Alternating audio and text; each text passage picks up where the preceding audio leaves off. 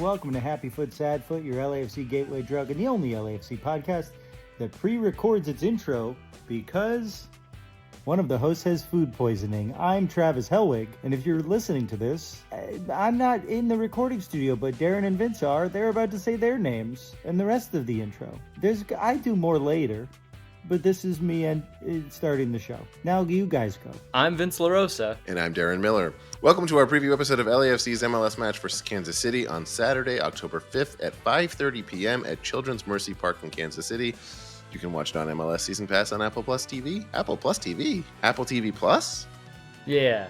It's one of those. And you can watch it on our live post-game call-in show. Yeah. Post-game call-in show is 10 minutes after the final whistle, as always, at youtube.com/@HappyFootSadFoot. Later in the show, it's the Happy Foot, Sad Foot quarterly review, and of course, we'll cover all the storylines for this week's match and make some bets. But first, when Travis is away, the boys will still do listener-mandated banter? No, come on. We still got to do it. I know. Well, and it wasn't Travis mandated, it's listener mandated. Contractually obligated to read what you wrote. You know what?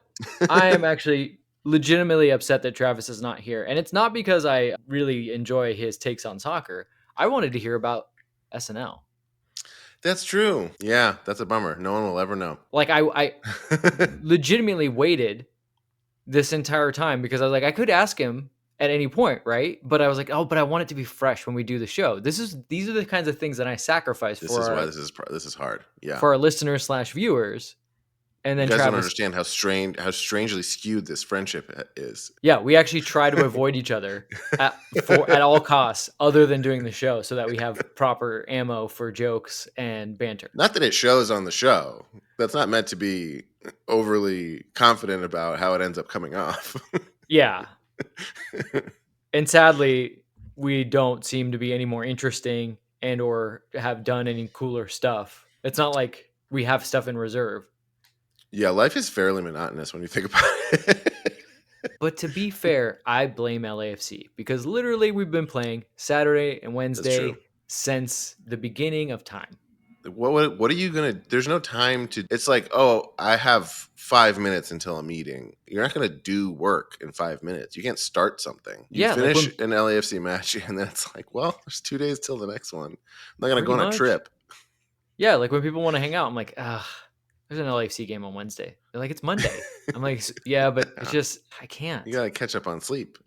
Yeah, I basically just want to stare at the wall and not do anything. What kind of kit does the wall have? I'll tell you what, it's clean. It's a clean kit. Just really clean. White kits are underrated, I think. Yeah, bring them back. Right. Remember the years of the white t-shirt kits for not LAFC, but just basically for the league as a whole? Why not? Like, it'll cycle back.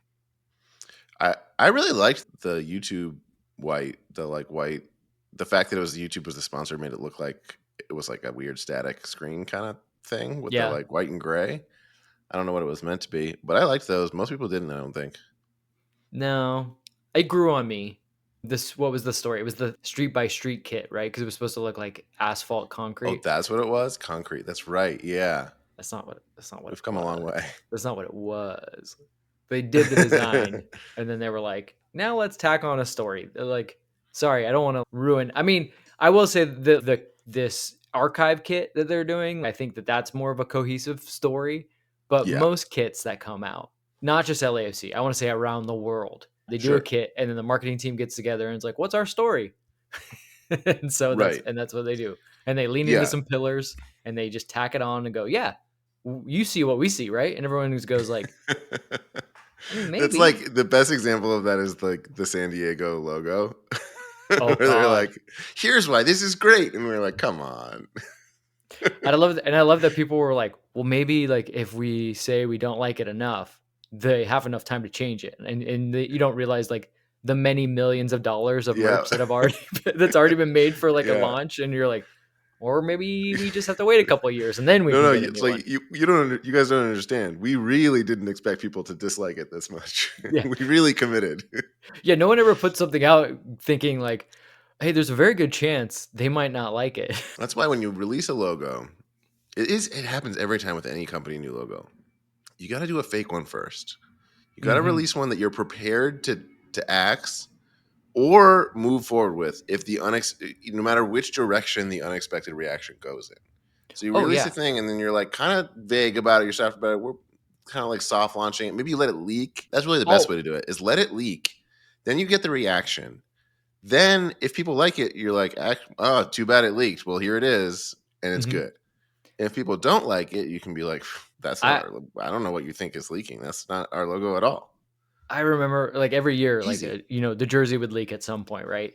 And some people would be so mad. And look, like, understandably, like when you work for the club and you really want to surprise everybody, I kind of get it. But at the same time, I was like, no, leak it, always leak it. Leak it a week before. Let everyone get all their takes out, good or bad. Just get it out. And then the day it comes on sale, there's going to be still a line around the block because they love your team. Don't worry about it. I want to take it a step further, though. I want it to be that you actually have the ability to pivot. Okay. Yeah. So it's like A/B testing. Yeah. Oh, yeah. Okay. Totally. Well, it works. I mean, it's tough for San Diego. It works better when you're moving, as you said, moving to a new logo, like the Fire when they move to a bad logo and everyone's like, nope. And the Fire's like, okay, hey, guess what? We're back. We're back to the original logo. We'll start again. Yeah, we'll start again. That's true. That does make it a lot easier. But when you got nothing to go back to, you're like, look who came crawling back. Don't hate this logo as much as you used to, do you? Yeah, they're like, now that you've seen how bad it can get. Yeah, this is the one we trademarked.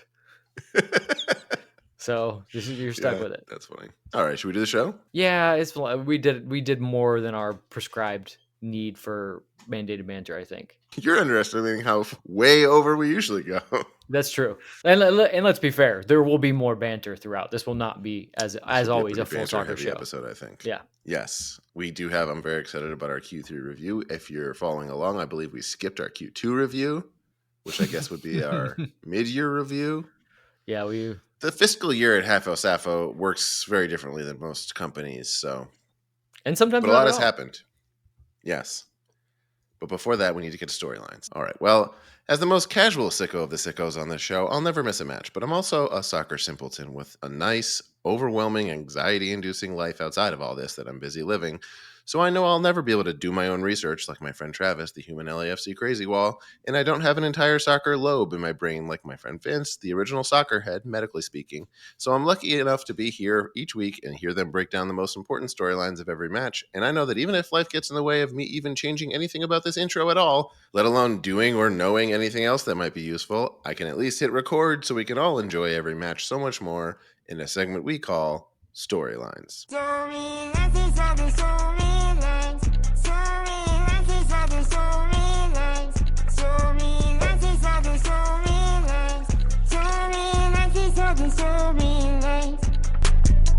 Well, here's the thing. Travis brought his video message. Travis is probably puking right now. He had food poisoning as we recorded this. But he sent in a video version of not just the intro, but also the storylines. So we are not without Travis entirely today. Right. So we're going to go ahead and unfreeze Travis and play the first storyline of the week. And hopefully this will all work out. Whoever edits this is going to have a tough time. Fuck that guy. He's going to have a lot of fun. Darren, Vince, Dince, I come to you live from food poisoning, where I feel like I'm going to puke at any moment, to give you this week's storylines for a very important game. Yes, Tyson, against Sporting Kansas City. And the first storyline is the one on everyone's mind. And it's something that I know that you guys want to talk about. And it's this. Are we back?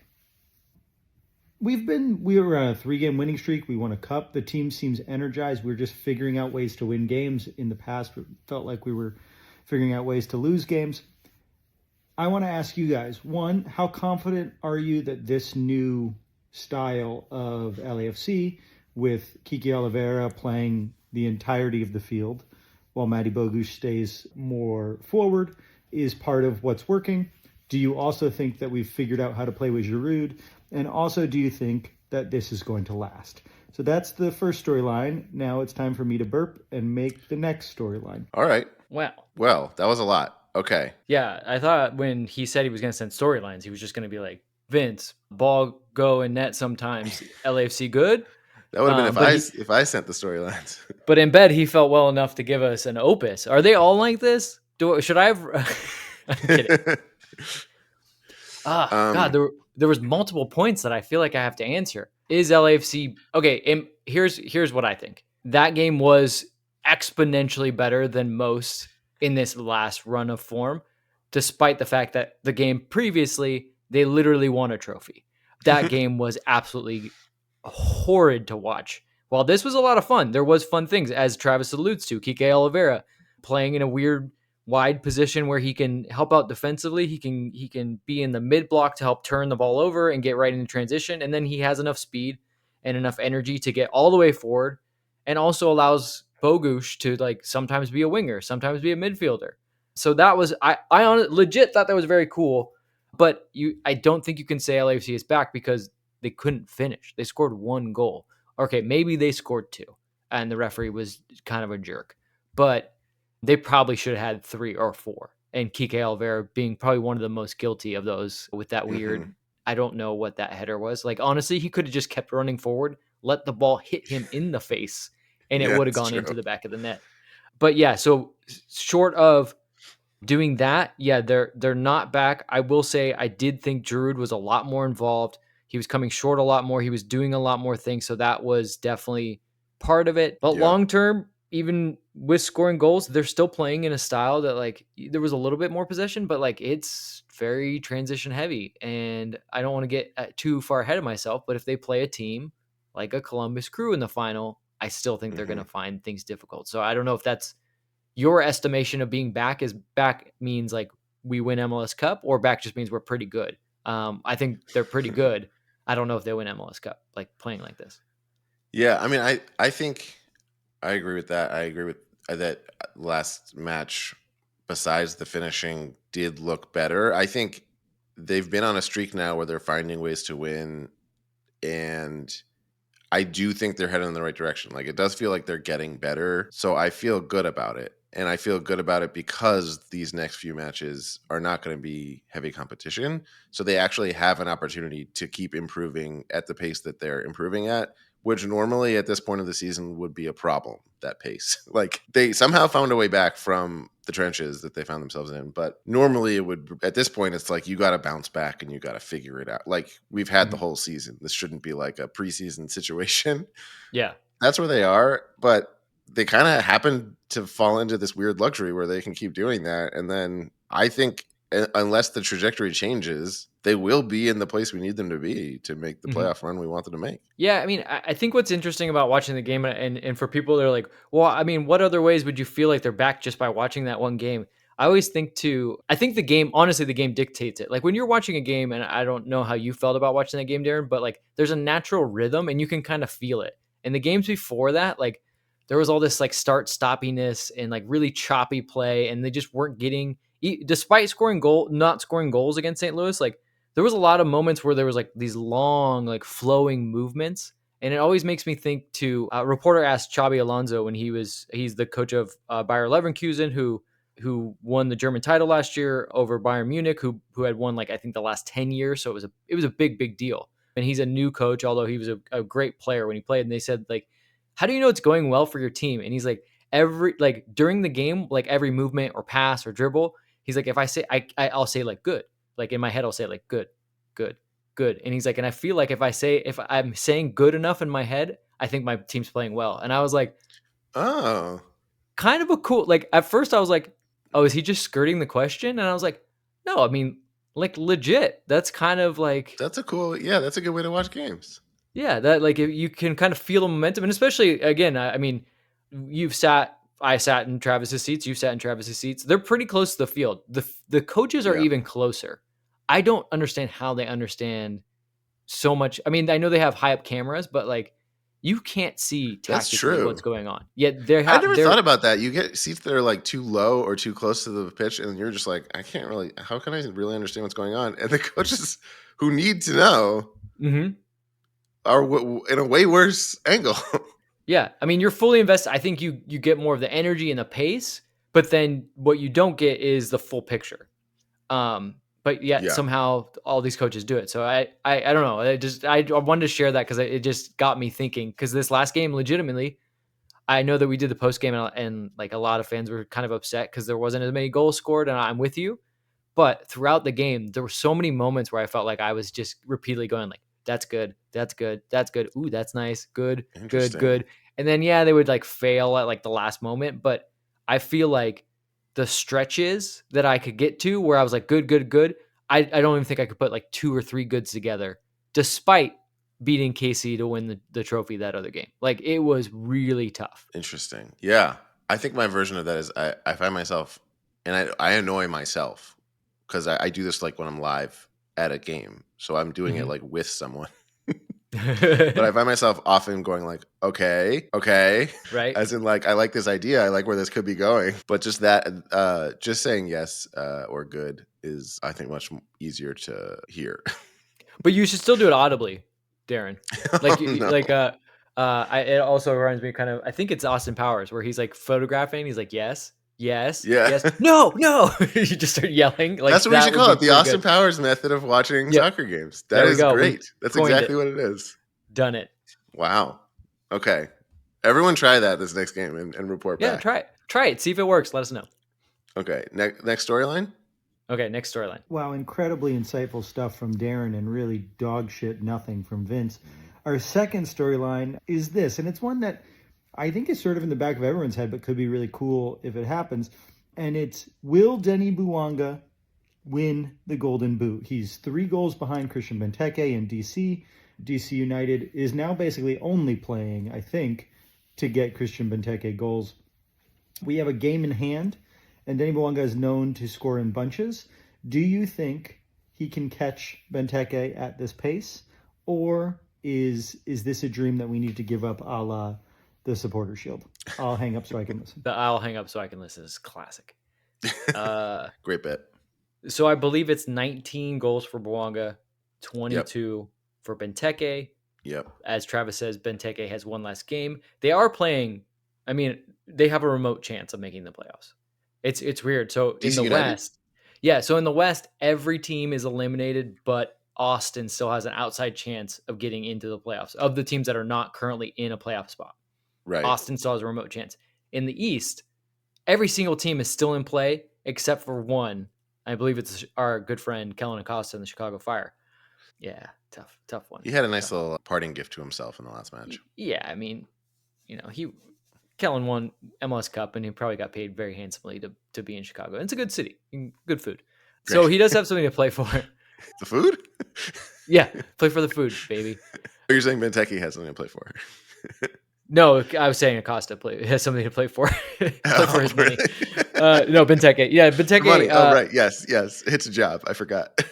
So, like, Benteke scores in bunches too, and he's literally their only option. Whereas, I think, okay, here's the only thing, and not that this affects Bouanga, because we know Bouanga. He's very one-track mind. See ball, get ball, kick ball, and back in net. If ball happened to hit teammate's foot, I take the assist. Right. That's like basically... That's basically it, his reasoning, and it's worked. It's just like the way that other people approach passing in indoor soccer. It's like, oh, I can shoot it off of that other player and it can go in. Yeah, it reminds me of like when in hockey in the NHL, like you have a power play and the guy takes a slap shot from the point from like a farther distance, and there's the guy just standing in front of the goalie and he's just trying to touch it with his stick so that like it can bounce off. I feel like that's Bouanga's assist. But the thing is, like, going back to Travis's first question is like LAFC still wants to integrate Giroud, and I think that might, although Giroud is definitely taking up some bodies, so that's how like it can't. Yeah, can't that also come out in the wash? Couldn't that mean he draws more bodies, and could also mean Giroud ends up with more adept assists to Bouanga? Yeah, there's a world in which it actually helps Bouanga that much more because he does have, unlike Benteke has nobody. It's him or nothing. Yeah. Whereas Bouanga, teams have to respect Giroud. They have to respect Bogusz. Like, there's a lot of different guys they have to respect. So that could help him. But there also is that feeling of like, well, maybe when I'm looking to make a cross, I'm looking for a Giroud because I want to get him going. I don't know. I mean, I don't know if that happens like actual consciously. Like they look up and they're like, Bouanga, Giroud. Yeah, I love you, Denny, but I got to get it to this guy because Steve says he wants to get him going. But I think there is some kind of subconscious where like the team feels, look, if Giroud's flying high and firing going into the playoffs, like it's just going to be better for everyone. Yes. Okay. I think he could do it. Here's why I think he can do it. I think what you're saying makes sense, but let's look at the math, right? You're saying we have a game in hand over DC United. So they have 2 matches and we have 3. Is that right? Yes. Or is it 3 and 4? No. So 3 matches. They're separated by 3 goals. Is that right? Yes. Also, I don't know what Benteke is like, but there's an ego layer to this, and I think Bouanga hasn't quite scored in the bunches that he's used to scoring. He's started to feel like he's gotten hot again and is approaching games in the way that we want, where like he started the season shooting 300 times and not scoring, found his goals, and now I feel like he's settling in the right place where like, given the way he's playing right now, I could see him going on a bit of a spree to end the season. The one other thing that I am wondering is if he's got some kind of golden boot bonus in his contract. Oh, he definitely does. So if it's in his sights, and we do need to keep improving to get into better form for the playoffs, I don't know. It's a trajectory for him that doesn't feel like a weird outlier. Like it doesn't feel like, where'd that come from? It's like, yeah, that's kind of what was going to happen. Right. So I don't know. He's got a game like what he's had hat tricks before, 1 game with a hat trick. And that completely closes the gap, doesn't it? Yeah. And if there's one player that you could say like, oh, if this guy puts his mind to it, no matter what else is going on in the game, like LAFC could be losing by 10 goals. He's like, I'm scoring 4. I don't care. I don't need to score 11. I'm scoring 4. And like, he's the one guy that you would put your money on. Like, yeah, he'll probably still do it. I think it's more of a question of what will Benteke finish with. Yeah. Benteke. But again, Benteke is like their only option. Right. Well, so if they, I'm sure they've had plenty of games with 0 goals. Sure. Yeah. So if they have a bad game, like if they can't get, because here's one thing about him though, he doesn't create his own shot. He's a very physical presence. He scores mostly on headers. Like he's a nightmare to deal with in the box if you're a center back. But if DC doesn't get the ball in and around the box, he's completely like ineffective. Yeah. Oh, the other thing I didn't mention. Bouanga can go 90 yards and score a goal. Right. And he scores a lot of goals on PKs. Well, I think they both take penalties. I think I looked at this the other day, and yes, Benteke takes penalties, but I think he only has 2 goals off of penalties. And I think Denny has like 7. Yeah, it's a lot.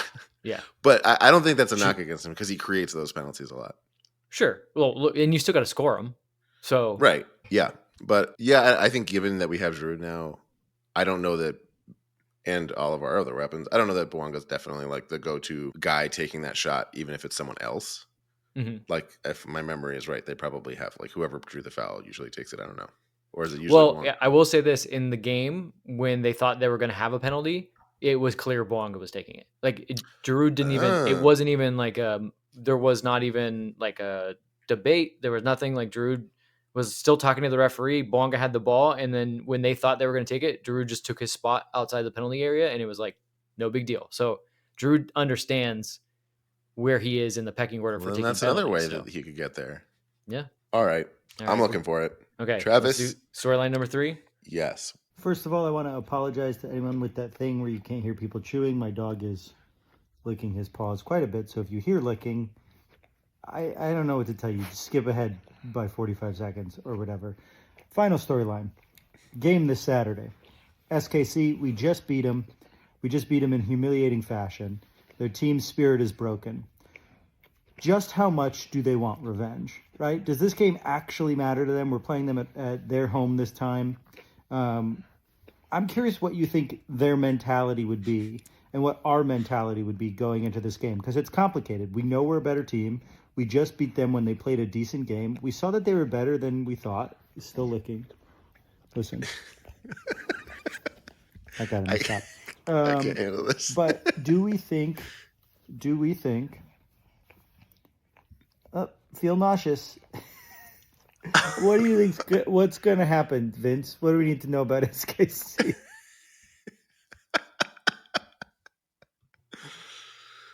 Oh, man. Oh, Tyson doing work there. Yeah. I'm sorry to anyone who that was 2 things. Some people will get nauseous hearing a dog licking like that, and some people get nauseous at the thought of other people getting nauseous. Yeah. So I have nothing to say other than sincere apologies. Well, that's enough of Travis for storylines. What do we think? All right, what version of SKC are we gonna get? I mean, the version we got in Open Cup was probably one of their better performances, at least physically. Like they got after it. They really gave LAFC some trouble, but ultimately, like it was about what at least we thought and what the team kind of thought. Like they have 4 good attackers. They have Russell and Shallowy who are good wide forwards that can cause some trouble. Polito's going to run everywhere. Tommy's also going to run everywhere, and he's going to link kind of the midfield and the attack.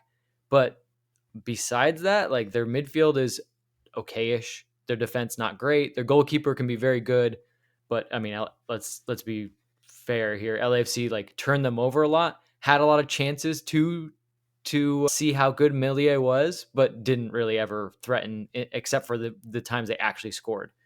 So I think LAFC knows how to play this team. I think the game plan will be very similar to how they played against St. Louis. Like KC to me is like a better in attack St. Louis, but not as good all over the field. Like St. Louis is just a little more solid all over the field, whereas KC is a little top heavy. Like they have more fun players, they have more guys that can hurt you, but if they can't defend and they can't get the ball back, it doesn't matter. So there's my take on that aspect of the question. As for revenge, I feel like it's said and done. Like, does it really matter? Like, if this was the final game of the season and you could actually like knock LAFC down a peg, like out of a playoff spot or out of top in the West or something like that, maybe it makes you feel like revenge. But like, I don't know. Maybe I'm wrong. But if I was playing in that game, I'd be like, yeah, I want to win the game because I want to win a game. But revenge feels so hollow because what does it really matter ultimately? Like we already lost the thing. Yeah. Maybe they'd use that to like psych themselves up as like a device, but I don't know that they could really believe it. They're not getting any real revenge. Like we're not feeling like we didn't lose. We didn't win the U.S. Open Cup if we lose. And like if you and I feel tired, Darren, think how tired they feel. Like the season, they're like, we have nothing to play for. This is our second to last game because they only have 2 games left. It's like, can we just get it over with? Yeah, if anything, I think the one thing that they can play to an advantage is just having nothing to lose. So like, why not play a little more risky for like high risk, high reward situations and then get lucky? Sure. Like that version of it could work. And I don't know. I think it's pretty clear at this point though that the thing that matters is what version of LAFC we're getting. Right. But I would say a team that is like, oh, we have nothing to lose. And in my mind, in soccer, if you have nothing to lose, that means like everyone go forward, right? Like offense. Last thing you want to do is, because the nature of the game is one bad bounce, one pass a little bit off, and it ends up on the foot of an LAFC guy, is have your whole team forward and then Bouanga running at like one defender, or we're like the worst team to play that way against. Yes, we're literally the worst team to like throw numbers forward and then be like, well, I think 2 defenders could take on 3 LAFC attackers. No, except our defense is somewhat thin right now. Yeah, but they've been good. Like they haven't given up. They've been good. Yeah, Chanel's they've been solid, good. Like solid. Yeah, they don't really give up a lot of chances. They don't give up a lot of big chances. Like, and then do we have Palencia back? I think so. I think he was just being rested because it's been so many games. Like, and it was luckily they didn't need him. And then we haven't even talked about him. Hugo's been incredible. Yeah. I know we keep bringing him up in post games, but like he's been really sure-handed, and to the point where you're just like, we don't talk about him. We just don't. There's no need to. He's doing his job. Yeah. Well, good luck, SKC. Did we cover it? You don't need. If you want more, you're like, I really need some more meat on that SKC preview. We literally just did one a week ago. Just go back. That's true. Go back and take a look at that. Yeah, nothing's changed. It's just when I say like, oh, they could win a trophy, like just skip that part. That's not going to happen. Yeah, just go back to like around this time in that episode, and then you'll get a good breakdown. I actually do remember you gave a very thorough and solid breakdown of their game. Thank you. So we'll wait. You can come back. Okay, thanks for coming back. When we come back, our Q3 review.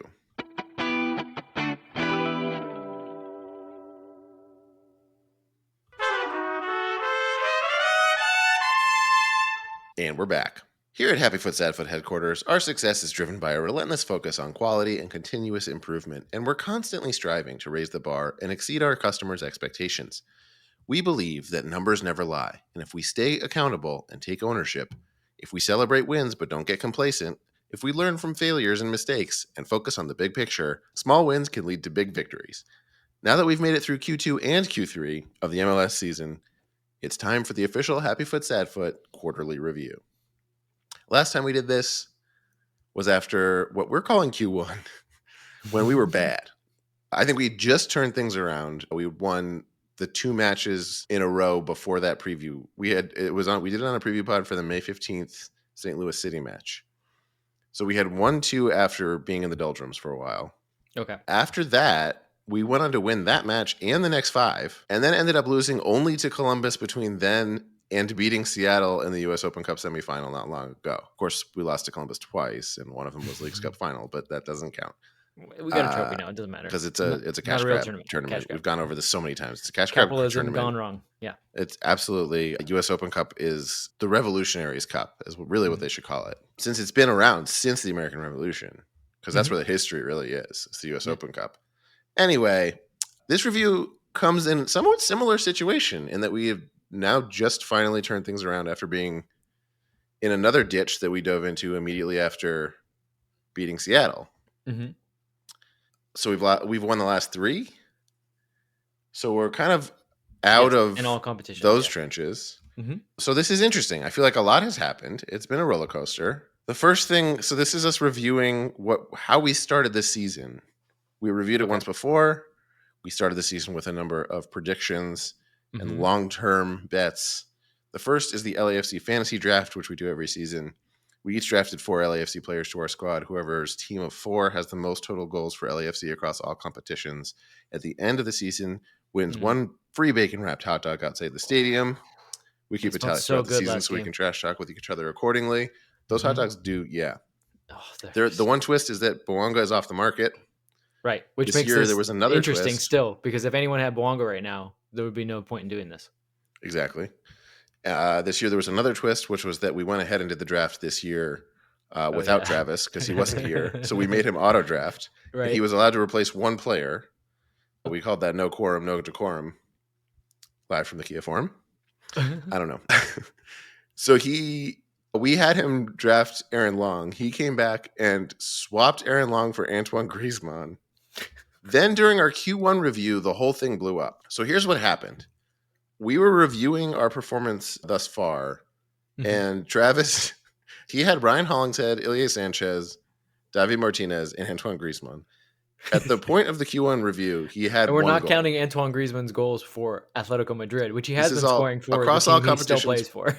Yes, across all competitions for LAFC. Yeah. So he was banking on him coming in time. Mm-hmm. So Aaron Long hadn't scored, Griezmann hadn't scored. So at the Q1 review, Travis proposed a trade. He offered to give us all his remaining goals from Griezmann, if Griezmann arrives, and Sanchez and Martinez in exchange for Giroud, making his team moving forward Ryan Hollingshead, Olivier Giroud, and the 1 goal he'd already gotten to that point from David Martinez. So we accepted. Vince and I each get half a point for all remaining goals from those players. So now let's take a look at that version of things. We are now in Q3. Vince's team, tight race. This is actually kind of cool. Yeah, Vince, your team was Christian Oliveira with 12 goals at this point across all competitions. Timothy Tillman with 6 goals. Tomas Angel with 2 goals. He at that point had 0 goals, so you would think he's a total bust, but he did pick up a couple more for you. And has since disappeared. Yep. Now he's in Phoenix. And Carlos Vela, who you sort of banked on it correctly. He did make it to the team. Still with 0 goals and 0 playing time. It was a strong strategy. Yes. So you had 20 goals, and now you add half of David Martinez's goals from that point until now, which is a total of 3. Half of that is 1.5. You end, or at least going into the final stretch here, with 21.5 goals. Okay. My team is Mateusz Bogusz. You could stop there. That's your team. Yeah, pretty much. Which I should note, during the Q1 review, he had 3 goals at that point. Mm-hmm. He now has 18 goals. Edward West has 3 goals. Nathan Ordaz does have a goal for me. Yeah. And Eric Duenas has more little symbols over letters in his name than goals. He has 0 goals. That brings me to 22, plus the 1.5 from David Martinez. That's 23.5. I'm currently in the lead. I have taken over the lead. The casual who does not know what he's talking about is destroying both other hosts. Whoa. Travis before had 1 goal from David Martinez. He now has 2 from Hollingshead and would have ended up with, I believe, David Martinez now has 4 goals. So he would have ended up with 6 points. Instead, he has 3 plus 2 from Giroud. So his new total is 5 instead of 6. Right. So he would have had. He also gave us a 1.5 each. Right. So now he has 5. What is his net? Is what I'm trying to figure out. Oh man, it's been rough. So basically, he's negative. Yeah, he's in the negative. So he would have had 6, and we would have had 22 and 20. Instead, he has a total of basically 2.5. Like we've gained 2.5 on him because of his moves each. Well, that's why you gotta be at the draft. That's too bad. Yeah. Has Aaron Long scored his original pick? No. And I'm actually kind of surprised because you'd think on set pieces he could get 1 or 2. I feel like Tillman has more goals on set pieces. Well, he definitely has more goals on set pieces, but like some of those goals, like you feel like should have been Aaron Long goals or something like that. Yeah. We'll go back to Aaron Long though. So I'm running away with it here. Slow down. Way behind. Bogusz is just crushing it for me, as I knew would happen. Hey, Carlos hasn't played yet.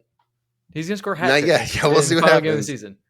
For the record, also, I went back and reviewed the Q1 review. Vince, you were bragging that because at that point you had the lead very handily. You were winning with 9 goals, I think, at that point. Mm-hmm. You bragged that you had hoped that I would pick Bogusz so that you could steal Tillman. Mm-hmm.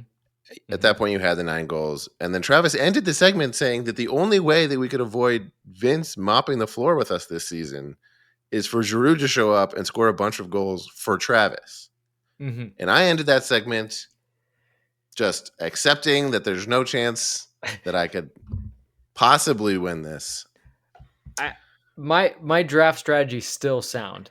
I think the one caveat, and I probably should have known this because he wasn't necessarily like always fit throughout the season last year. Whereas to his credit, like Bogusz has not only been good and scored more goals, but he's always available. Like the guy does not get injured. Yep.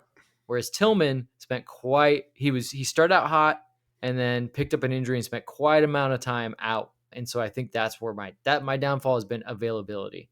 Yes, and then more so because Carlos Vela has not been available. And then Thomas Angel, it literally is in Phoenix. But also, there's plenty left. We're going to do this again at the end, and this is all competitions. This is going to include the playoffs. So I think the main things left are, I don't know if this is probably out of reach for Travis. Yeah, I think I think Travis just needs to claw back some like respectability at this point. Yes, he can get some respect with Giroud, and that could work out. Even Hollingshead, he has some possibilities there. Yeah, he's been playing better. And then I think the main questions are, what does Bogusz do from now until the end of the playoffs?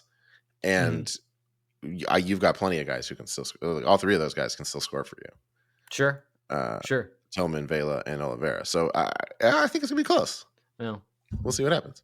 I'd like to think Vela can score, but I'm getting the feeling more and more that maybe we won't see him in the regular season. So maybe in the playoffs, even in the playoffs, he maybe plays 15, 20 minutes. But it's Vela at this point. Like, sure. If he's there for big moments, like that's what's going to happen. Sure. Yeah, it doesn't matter when he scores them as long as he scores them. Okay, we will see how that shakes out. Let's go to some other stuff. We also in our season preview made some picks for underperforming teams from last season that we were betting on to do well this season. So this is interesting to look at. Honestly, not much has changed. I picked the Rapids. They were 6th at that point in Q1. which was looking good for me given how bad Right. they were the season before. They're still in 6th now, which is fine. They 50 clinched. points. They've clinched the playoff spot. They've clinched the playoff spot. They clinched it before the LAFC did. Yeah. Oh yeah, they were ahead of us for a little bit there. Yeah. 50 points feels like a good like standard like to make it to playoffs in MLS. 50 points should do it. Oh, 50 points I think will always get you in. I think the number that like I think around 45 is where you start to be like you get a little nervy. Yeah, that makes sense. That's a good way to. That's a good barometer. Okay, you picked the Portland Timbers. They were last in the West in Q1. That was not looking good, but they've clawed back. They've turned things around a little bit. And I gotta say, I feel even better about it. I mean, like they are like just barely getting in at this moment, but I still think that like you don't want to go to play them in Portland, and you don't want to play Evander, who is probably like a borderline MVP candidate. Like I think they're still a scary team. It's interesting. They're playing so well after the turning that around that they have a chance of doing better after underperforming within this season than you even bet on them doing from season to season. Right. Yeah. Which is crazy. I wouldn't want to play them in the playoffs. Legitimately. I think that they've got some real weapons and they've got some game winners. And in MLS, it really comes down to limiting the damage on the defensive end and then just having some guys that can put the ball in the back of the net. I know that sounds really simplistic, but like in like we said, in MLS, with all teams being about even, that's just being better in both boxes can get you a long, long way. Yeah, I hear they've got a pretty good keeper too. Yeah, I like that guy. Unfortunately, we also begrudgingly agreed that because Travis wasn't there, that the Galaxy can be his pick because they should have been a lot better this season than they were last season. And they of course were. They were 3rd in the West after Q1. They are now 1st in the West. Yeah. Which we can blame on Travis because he's not here again. Yeah, thanks a lot, Travis. Thanks for making it so that the Galaxy have the inside edge. The biggest Galaxy fan that I know. Yeah, biggest Galaxy fan on this podcast, at least. For sure. The next thing we were figuring out was whether or not Carlos Vela will return to LAFC. Mm-hmm. The truth on that has changed. He is now finally here. I don't know that I think it's pretty safe to say we had all pretty much agreed and given up on the idea of him coming back by the time it was announced that he is actually coming back. Oh, for sure. I was like, he's done. There's no chance. And then they're like, oh, he's coming back. And that's why we had to do an emergency pod because we were so excited. That's true. Yeah. And then we each made one bold season-wide prediction for the team, or for the league. Mine went really well. I'm just reading this now. Yours was Inter Miami will not win a single piece of hardware. Well, we are now recording this days after they've won. If you're Darren, even though you've literally seen pictures of them holding it in the locker room, you still believe that there's a chance that LAFC could win it, could take it from them. I mean, are points deductions a thing? Sure. Yeah. Sadly, the Angel City just got one. I missed that. What happened? They skirted some salary cap rules by paying some players more than the reported salaries, and that is a no-no. Wow. That's a big no-no. Through some kind of weird backdoor, or just straight up? They probably found some. They're like, hey, your contract says let's say 100,000, but don't worry, we'll get you 50 from DoorDash. Yeah. DoorDash is my favorite. I'm a member of the ownership group. Yeah, and by 50, I mean literally $50 from DoorDash, and that's also in DoorDash credit. Yeah, that's very sad. Not an indictment of the NWSL. It's an indictment of DoorDash. Right. Yes. So if points deductions do happen, we're talking about what's possible and what's not possible. So saying there's a chance that I could be right. All right. Look, if there's not a chance for you to get it right, there's not a chance for me to hold out hope. They crashed out of Leagues Cup. They obviously didn't go very far in the CONCACAF Champions Cup. Darren US still Open thinks Cup. that they could. Didn't do anything with the biggest, greatest cup in the history of the world, the U.S. Open Cup. If we somehow points deduction, which I'm praying for, and then maybe that points deduction knocks them completely out of the playoffs and they can't even play for MLS Cup, and then bam, probably will. There you go. That seems like what would happen. Yeah, because it's probably going to have to be something pretty bad for it to make any change. It's going to be bad. But, people have been chattering all season about, like, they keep signing all these guys, and everyone's like, how does that happen? Mm-hmm. But they're not really actually thinking of any rules being broken. They just figure it must be the case. No. And there's absolutely no chance that MLS tries to rip a trophy away Right, from Leo Messi. Right. No, I will. I this has all been facetious.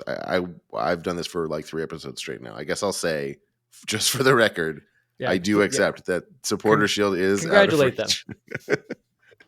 I will not congratulate them. No. Oh, but come on. I'm sure that Messi was like, that Darren guy, what a dick. Congratulations, Messi. You've finally won something. I know how much you really wanted this one. All right. When we come back, let's make some bets.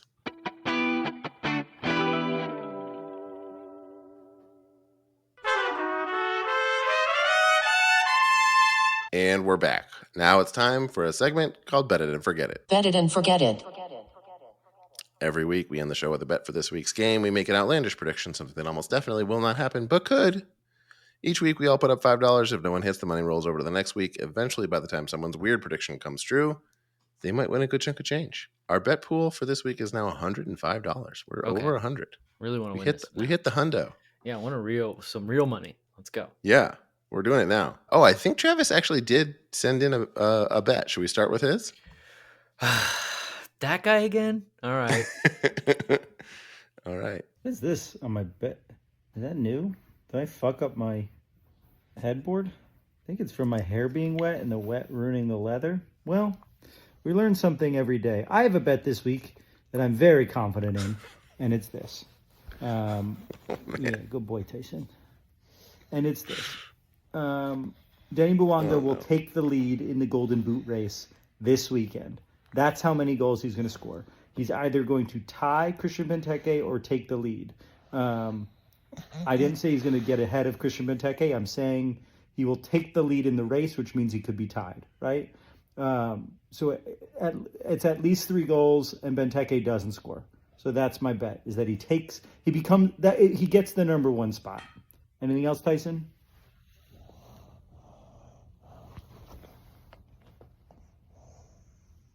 Wow. He gets right to the point there, with these bets. Doesn't waste any time. All right, that's a good bet. Yeah, legitimate bet, cool bet. We'll accept it. Yeah, but he did seem to mention that if they end up tied, then he does take the lead. Oh, because they're tied for the lead. Okay, that makes sense. Right. Okay. All right. Do you have a bet? Yeah, I'll do mine. It doesn't seem outlandish, but like in the grand scheme of things, I think it is. Kike Oliveira scores a header. I'm just gonna say, as bad as that header was against St. Louis, it seems outlandish now. Like, come on, man. He's literally a yard away, and he puts it over. So I'm not saying he just scores a goal. He has to score a goal, and it has to be a definitive header. It can't be like it hits his head and then hits his foot or something. Like he heads it into the back of the net, and we go like, oh, that was pretty good. Normally I would say that isn't outlandish enough, but to me, I'm thinking back. Not only is it last match, I don't know if I can remember him scoring with his head this season. Yeah, I don't think normally when it's happened. Yeah, because you imagine when the ball's on that side of the field, like they're looking for Giroud, or it's Bouanga and he's just trying to shoot the ball. And in that case, you're not putting your head anywhere near that ball. So that's pretty outlandish. Yeah, that's what I'm saying. Okay. SKC, I think I've waited long enough for the return. Oh no, of the Hugo Lloris, the French connection, assist. Just or goal. Okay. Assist or goal from Hugo Lloris. Okay. The French connection has happened twice now. That's not outlandish enough anymore. Yeah, and at this point we've had a full French to French. Yes, which I guess that bet wouldn't have I did. Yeah, I'm going to that French connection that just happened would not have been an assist for him, so it would not have counted. I'm going to accept it, and really I'm going to accept it just because I love that you tacked on or goal. At first I was like, I don't know, Darren, and then when you said or goal, as if that was like that could happen too.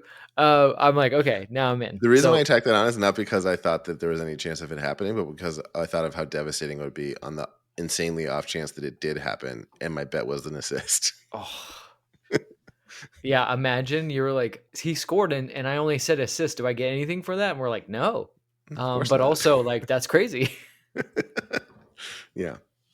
All right. Well, We shall see. That's our show. Our theme music is done by the insane team of James Valentine, Nate Walcott, and Louis Palmer. You can subscribe to our YouTube channel where all episodes and clips are available in video form at youtube.com/@happyfootsadfoot.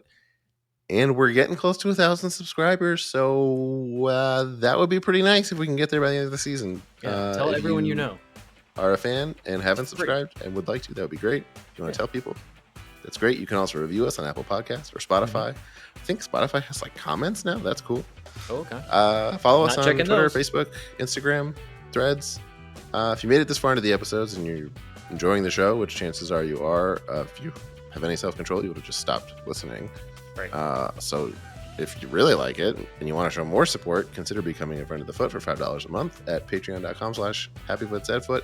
Or you can pick up some Half-O Sappho inspired merch by going to happyfootsadfootpod.com. Any support goes a long way to keeping the show growing and the community growing. And it has been so fun. And the more it has grown, and we'll keep doing it. And we will see you on the live stream. They won't be at BMO. Not at BMO. I mean, if you're at BMO, that'd be cool. Yeah, go to BMO. Why not? Yeah, just ask them to let you in. All right. Yeah, pour some drinks. Get a Dole Whip. Just hanging out in an empty stadium with a Dole Whip. Mm-hmm. All right. I love you. Bye.